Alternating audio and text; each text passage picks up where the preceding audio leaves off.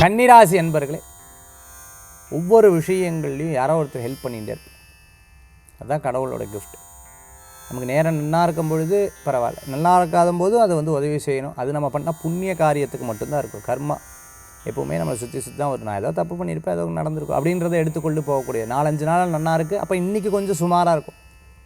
சில விஷயங்களில் மறதி இருக்கும். கேஸ் ஆஃப் பண்ணிட்டேனா, சுவிட்ச் ஆஃப் பண்ணனா, லைட்டை போட்டேனா, கதவை சாத்தினா, சாவி எங்கே வச்சேன், அச்சோ இது மிஸ்டேக் பண்ணிட்டு அங்கேயே வச்சுட்டேன், சார்ஜ் போடாமல் விட்டேன்.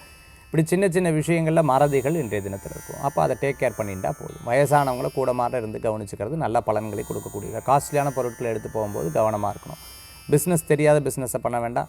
இவா சொன்னா அவா சொன்னான்னு சொல்லிவிட்டு அப்படியே நம்பிட வேண்டாம். எதுலேயும் கொஞ்சம் கவனம் என்பது தேவை. நண்பர்களுக்கு எதுவும் ஒன்று முடியலைன்னா கொஞ்சம் கூட மாட ஹெல்ப் பண்ணுவேன்.